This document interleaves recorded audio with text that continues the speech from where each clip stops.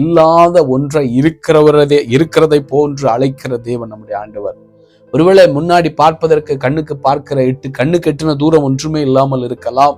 ஐயோ, என்னுடைய வாழ்க்கையில இப்படி இருக்கிறதே, எல்லாமே சூனியமா இருக்கிறது, எல்லாமே அழிந்து போனதா இருக்கிறது, எனக்கு தெரியல, பாதை தெரியல, எனக்கு முன்னுக்கு பாத்தீங்கன்னா முட்டு சந்தாதான் தெரியுது, வழி தெரியல, வழி மாறப்பட்ட சூழ்நிலையில என்னுடைய வழிகள் எல்லாம் வனாந்தரமா இருக்கிறதே, நான் அடுத்த லெவல் என்ன பண்ண போறேன்னு தெரியாதபடிக்கு எல்லாம் 4 பக்கமும் சூழப்பட்ட சூழ்நிலையில ஐயோ எனக்கு நீ வழியே இல்லை, எனக்கு வாழ்க்கையே இல்லை, நான் முடிஞ்சிருச்சு அப்படின்னு நீங்க நினைத்து கொண்டு இருக்கிறீர்களா?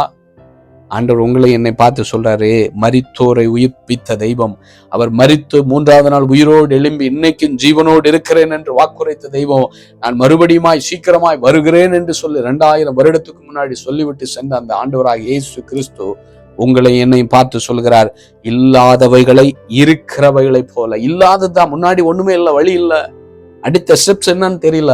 ஆனால் உங்களை என்னை பார்த்த ஆண்டவர் என்ன சொல்ல தெரியுமா? இல்லாததை இருக்கிறதை போன்று அழைக்கிற தேவன். அவரை நம்புங்க. இஸ்ரவேல் ஜனங்கள், அந்த ஆண்டவர் சொல்றாரு, எகிப்து தேசத்திலிருந்து வெளியேவான்னு சொல்லி அழைத்து மோசேயின் தலைமையில கர்த்தர் அழைத்து வருகிறார். ஆனால் அவருடைய கானான் தேசத்துக்கு போகணும். பாலும் தேனும் ஓடுகிற ஒரு பெரிய மகிமையான ஒரு வாக்குத்தத்தம் முன்னாடி இருக்கிறது. ஆனால் வாக்குத்தத்தம் இருக்கிறது.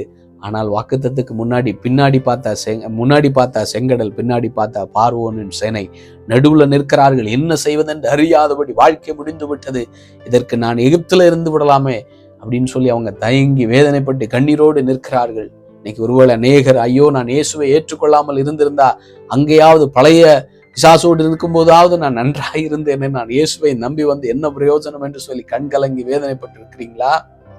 இன்னைக்கு இஸ்ரவேல் ஜனங்கள் அப்படித்தான் இருந்தாங்க. இயேசுவை தேவனை நம்பி நான் வந்துட்டேனே, இன்னைக்கு நடுத்தெருவில் விட்டுட்டு போயிட்டாரேன்னு சொல்லி அவர்கள் கலங்கினார்கள். ஆனால் நடந்தது என்ன தெரியுமா? வழியே இல்லை, முன்னுக்கு என்ன நடக்க போறதுன்னு தெரியல, ஒண்ணுமே இல்லை, இல்லாததாய்த்தான் இருந்தது முன்னாடி. ஆனால் ஆண்டவர் ஒரு புதிய வழியை உருவாக்கி, பின்னாடி சேனை இருந்தது உண்மைதான், ஆனால் கர்த்தர் ஒரு புதிய வழி, இல்லாத ஒன்றை உருவாக்கி அந்த செங்கடல் வழியாய் பாலும் தேனும் ஓடுகிற அந்த கானானை கடக்கும்படிக்காக ஆண்டவர் அந்த இஸ்ரவேல் ஜனங்களை கடத்தி கொண்டு வந்தார். முன்னுக்கு வழி தெரியாம கண்கலங்கி வேதனையோடு ஐயோ என் வாழ்க்கை முடிந்து விட்டது என்று நினைக்கிறீர்களா? கர்த்தரிடத்துல மட்டும் நீங்க நம்பிக்கை வைங்க.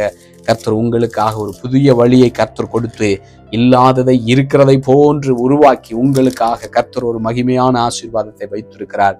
விசுவாசிங்க, இயேசு கிறிஸ்து சீக்கிரமாய் வரப்போகிறார். அவருடைய வருகைக்காக நீங்களும் நானும் ஆயத்தப்படுவோம். இயேசு சீக்கிரம் வரப்போகிறார்.